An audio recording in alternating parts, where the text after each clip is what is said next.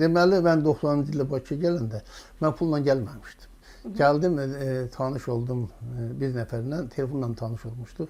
Dedim, mən Əziboyev metrosunun yanında qazet eləyəcəm, çatdım ona. Dedim, gəlmişəm işləməyə, dedi, söndürmədim. Bəs siz necə işləyirsiniz? Dedim, mən ağlım biraz başqa cürdür. Pul qazanmağı bacarım. Harada insanlar çox cəmlənir, məni aparır ora. O məni apardı Sabahçı bazarına. Bir gündə 2 dənə evi aldım, satdım, $4000 qazandım. Dedim, başqa yerə apar. Maklerlik mi elədiniz? Bəli. Apardı məni institutun qabağına. İnstitutun qabağında dedim, harada insan çox cəmləşir. Oturduq orada stolda çay içirik. Gördüm, qonşu stoldan biri danışır. Qulağım səslədi, gəlmişəm mən pul qazanmağa. Biri birinə deyir ki, mənə bir İranlı var, bir Azərbaycanlıya deyir ki, mənə pişoboy alüminium lazımdır. Mən həmən zaman çatdım, salammış olsun dedilər. Buyurun, dedim, alüminium məndə var, pişoboy. Telefonu ver, gətirim. Pişoboy alim? Alüminium. Alüminium, hə. Məni tanış olan oğlan dedi, siz başını tanıyacaq, tanıyasınız. Dedim, mən taparam. Taksini saxlatdım, dedim, nə qədər sizə pul lazımdır, mən verərəm.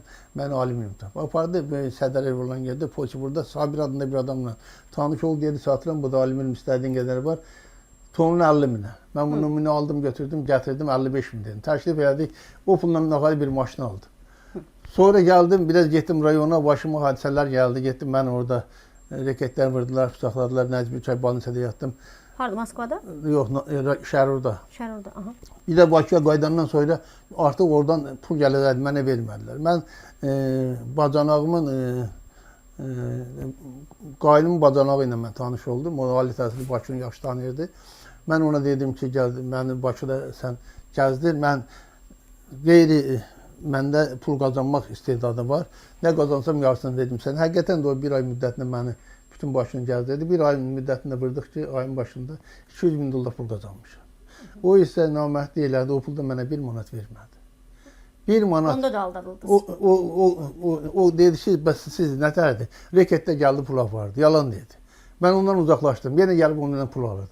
Sonra fikirləşdim, getdim bir nəfərdə bir sınavcaq tapdım, qaldım orada. Ondan sonra bilirsiniz, pul qazanmaq bu gündə çox asandır. Bakıda pul tökmək söylə.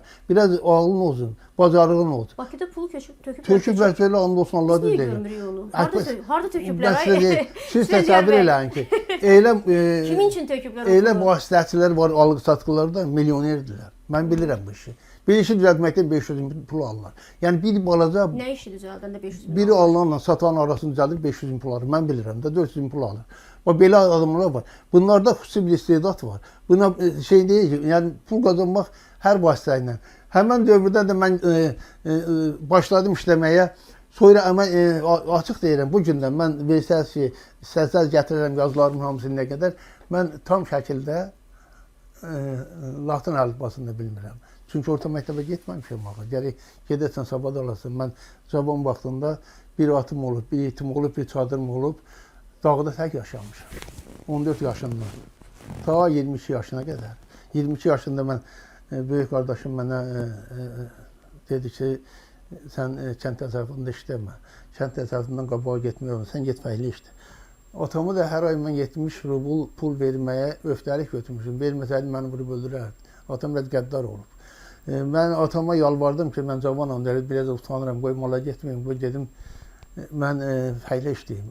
Dedi, o pul verəsən, dedim, bəli. Getdim, həqiqətən də işlədim fəhlə, bir ay fəhlə işlədim və pulumu verdim. Ayın başında gördüm ki, usta alıb 140 rubl, mən almışım 70 rubl.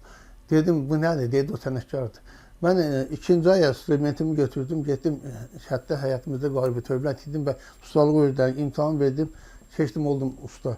Çox məşğul bir usta oldum. Az müddətdə tanındım. Növbələr nə sahədə ustaydınız? Binalar tikirdim, bənna.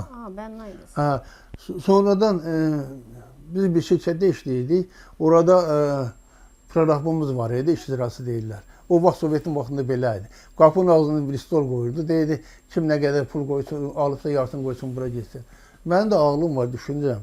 Mən düşünürəm ki, bir ömür boyu mən işləyəcəm, o gedəcək. Mən gedim elə olum prorab, gəlim, stolu qoyum ora, işləyim, cəmaatın pulun yarısını alım. Bu nöqteyin üzərindən mən bizim qonşu şəhətdən 7 kilometr kənarda o vaxt yaşlı adamlar oxuyurdu. Getdim, adımı yazdılar 9-cu sinifə. Mən getdim ora, ayda bir dəfə gedirdim. Mənə 11-ci sinifin attestatını verdilər. Mən o qədər sevincimin həddi yox idi. O qədər sevinirdim ki, artıq mən hədəfimə doğru gedirəm. Mən atestatım alandan sonra getdim Naxçıvan Paltiyenin Temkomunda olduğu kimi deyirəm. 1000 rubl verdim, adımı yazdırdım ora. Qayıtdım tikintiyə və proqrama dedim, müdirə dedim ki, mən tikintidə Paltiyenikə adımı yazdırmışım, gəlmişəm. Dedi, institutlarımda iş yoxdur. Mən dedim, elə iş istəmirəm. İkincisi, mən bəndayım. Birincisi, mən siz göstəriş verin ki, pulsuz olaraq briqadir işləyim. Əgər yaxşı xidmət eləməsəniz, məni qovarsınız. Və sizə peynir də gətirəcəm, maaşımla hörmət edəcəm. Bunlar da məni eşitdi. Mən 6 ay müddətində orada işləyən dövrdə ilk dəfə proqram mənə dedi, get, taxta gəlib ölç. Mən ölçü nədir bilmirəm axı. Şofrə dedim, ölçdü və böyükçüm yanında yazı 2 kub 73 sotdur. Bunu gətirdim, yerini qoydum. Mən dedim ki, düşündüm ki, əgər proqram bilməsə, pulsuz bir qadir işləyirəmsə də, tamam bilmirəm, məni qovar. Bir virma cədvəli götürdüm. O vaxt hesablama kitabı yox idi. Bir varaq götürdüm, bir çuka götürürəm. Hər gün işə gedəndə biz başda boy maşınla gedirik, cəmaət avtobusla gedir. Amma görürəm sizin kimi ziyalı var, yanaşıram. Qadın da, kişidir, sabahı xeyir olsun. 15-15-ə necə vururlar, 15 toplayır, orada vururam, onları əzbərləyəm, vurma cədvəli ilə. Neçə yaşınız var idi? Mənim onda hardasa 22-23 yaşım var idi. Mən çalışıram. Siz təsəvvür eləyin ki, 6 ay orada işləyəndən sonra bir gün bir proqram gəldi mənə dedi ki, nə qədər maaş artıq? Mən orada dedim ki, ikincisini alıram 300 rubl. Dedi ki, mənim yanımda master işlə. Sənə mən 1000 rubl verirəm. Siz təsəvvür eləyin.